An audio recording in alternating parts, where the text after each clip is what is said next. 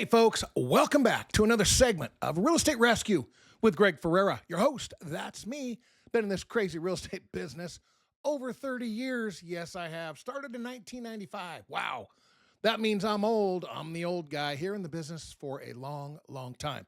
Hey, Real Estate Rescue is a show that's designed to give you ideas, strategies, approaches, thoughts, a whole series of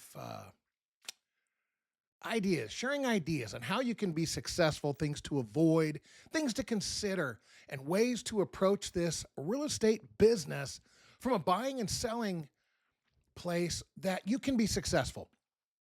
So that's what the show is. I'm not here to scare people, tell them the market's falling, it's going to crash. Oh no, you better sell today or you better buy tomorrow. You better get out of the, none of that. No, this is not a fear-based show. This show is to help you understand whether you're buying or selling a whole series of different things you can do to help make this process a little easier, a little less expensive, less impactful, not quite as stressful, and maybe possibly, I know it's a stretch, have fun. All right, I wanted to start out with Happy New Year, right? It's 2026, and this market is moving along. Now, consider something. A lot of us are always looking for the best time to buy, the best time to sell, and what's happened over the years since COVID, and the market peaked around June of 2022 across the country, pretty much. And maybe a month or two in different places, but for the most part. And we had the interest rates go up, we've had sales come down, we've all seen that. But consider this. I call real estate, after being in this business for 30 years, the life transition business, which means, and I joke a little bit and I say most people don't wake up on a Saturday morning and say, hey, let's move for fun. They don't do that because moving is stressful and not fun.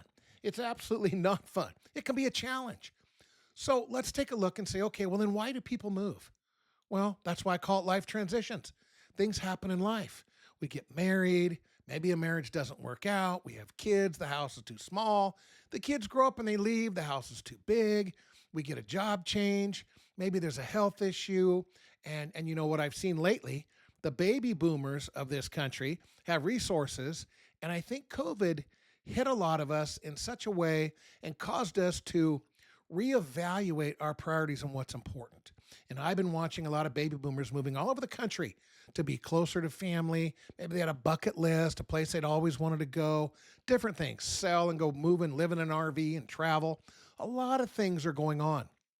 So part of what I like to share here, and one of the things I'm excited about, the reason I started doing the show is my ability to relay to you things you can do to save yourself some money, be aware, things to avoid during the process, during the transactions, whether you're buying or selling.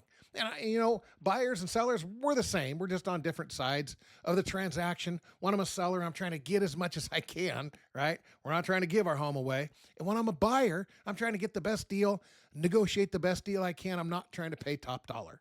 Well, we have 4 kids between my wife and I always say they're young adults now, pay the man. And I don't mean that. It's not pay the lady, pay the man, just pay for your services. Pay. Sometimes we're always trying to make the best deal. Sometimes it comes back to bite us, not always in the best way. So as we're moving forward in this market, if you're a seller, I've been talking about this, there's some great opportunities for you right now because we have low inventory. You can take advantage of the market, putting your home up, price it correctly, don't overprice it. We have a lot of sellers sitting in the market right now, overpriced, and they're hearing crickets, nothing's happening, and they're wondering what's going on. Well, folks, what you're doing when you overprice your home is you're making a home that's priced right look even better, and you're actually helping to sell that home. So think about that one. When you overprice your home, you're helping to sell the competition. Now, so price your home aggressively, take care of it, fix it up, make it look great inside and out. I know. Some of you are rolling your eyes. Greg, that's not easy. Sometimes it can feel like it's expensive. It takes work. Greg, you mean you want us to paint the trim? Greg, you mean you want us to get and clean the boards along the floor, the trim boards in the house? Greg, you mean you want us to change the filters in the furnace? Yeah, Greg wants you to do all those things that make your house look inviting and to make it look like a special place for the buyers. Remember, I talked about this the other day. Sellers, make your home look like you'd want to buy it. You bought it. You live in it. There's a reason you bought it. Make it look great, because for a buyer, in their own minds, they're paying top dollar. They're not getting a great deal. They want a great deal, but they're paying top dollar. Even if in your mind they get a great deal when you put the transaction together, a buyer's still going to feel like they're paying top dollar. So do the little things. It'll make a big difference for you. Price it correctly, clean it up, wash the windows, make the place look immaculate, top to bottom, inside and out. It'll make a difference. And if you can do that and get her on the market and get it sold, get it on the market and get it sold in the next 90 days, you may find that you netted a little more money and you got it done before spring, when your neighbors and their neighbors and their neighbors put their homes up. And then by supply and demand, your list price is going to start going down because you have competition. Now, buyers, understand, we have a lot of sellers who've been in the market for a while, and they're starting to say, hey, we need to do something. And a lot of that do something's lower their price. I know. They need to do that. They know that too. And in some cases, they need to still be flexible, even when they lower the price, to help the buyers with closing costs and or interest rate buy downs. Now, in some cases, we're hearing the media is going to do, the administration, the media is telling us the administration is going to drop the interest rates. Well, in the practical part of that, how far are they going to come down, right? If we're at 6, are they come to 5.75? Are they going to come to 5.875, 5.5, 5.5? I don't know. I'm talking to a lot of lenders around the country, and they don't think they're going to go real far down. And just because the Fed drops the rate 0.25 does not mean your mortgage drops 0.25. Keep that in mind. It's a complex equation to get those interest rates down. And right now, the economy is doing pretty well. So we're going to see some adjustments, but I don't know that they're going to be as big as a lot of buyers wish they were. So if you can get a seller to help you do a rate buy down, take advantage of that.